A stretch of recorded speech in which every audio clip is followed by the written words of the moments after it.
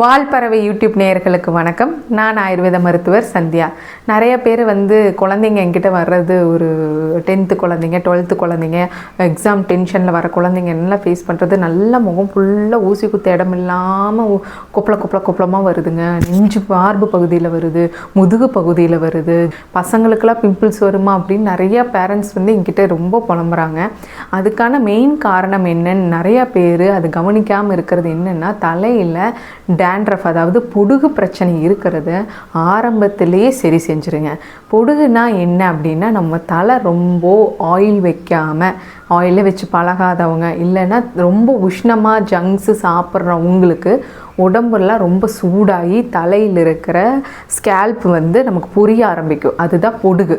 பொடுகு நம்ம பெருசாக பொருட்படுத்தாமல், பொடுகு தலையில் அரிப்பு வருது உடனே தலை குளிச்சுட்டா அந்த ஒரு நாள் ஃபுல்லாக ஃப்ரீயாக இருக்கிறது அப்படியே விட்டுறது, அந்த மாதிரி இருக்கிறப்போ என்ன சிம்டம்ஸ் வரும்னா, இந்த மாதிரி ஊசி குத்த இடம் இல்லாமல் மூக்குலேயும், நம்மளோட முகத்திலையும், நம்மளோட மார்பு பகுதியிலையும், முதுகுலையும் அந்த மாதிரி தொந்தரவுகள் வரும்.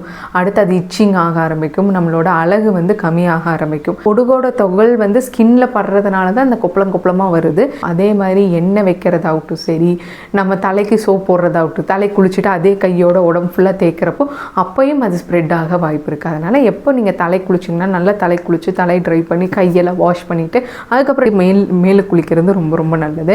அப்புறம் இந்த மாதிரி பொடுகு வரப்போ பிளெயின் கத்தாழை வச்சு தேய்ச்சிக்கிறது, தலையில் மோர் போட்டு குளிக்கிறது, அதுவுமே பொடுகை இன்ஸ்டண்ட்டாக கம்மி பண்ணும். ஸோ நம்ம தயிர் பெற போட்டு நம்ம தண்ணியில் மிக்ஸ் பண்ணி சும்மா மோரில் அலாசிட்டு அதுக்கப்புறம் நார்மல் ஷாம்பு போட்டு நீங்கள் குளிக்கிறப்போ கூட உங்களுக்கு அந்த பொடுகு பிரச்சனை கம்மியாகும். அதுக்கப்புறம் ஸ்கின்ல இந்த மாதிரி கொப்பளமாக வந்துருச்சு, பொடுகு இருக்குது, ஆனால் அந்த கொப்பளத்தை என்ன பண்ணுறது அப்படின்னா, நீங்கள் வெறும் கத்தாழையே போதும்.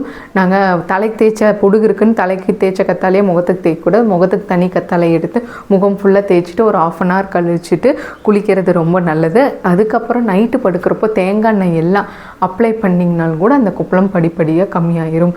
அப்புறம் ரொம்ப குளிர்ச்சியாக சாப்பாடு சாப்பிடணும்.